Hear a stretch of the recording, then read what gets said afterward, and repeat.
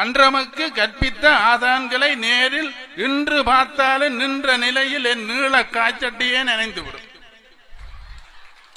அன்று எனக்கு கற்பித்த ஆசான்களை நேரில் இன்று பார்த்தாலும் நின்ற நிலையில் என் நீள காய்ச்சட்டியே நனைந்துவிடும். ஆனால் இன்று மாணவன் நிற்கும் கோலம் பார்த்தால் கற்பித்தும் ஆசானுக்கு மூலமே வெளியில் வந்துவிடும்.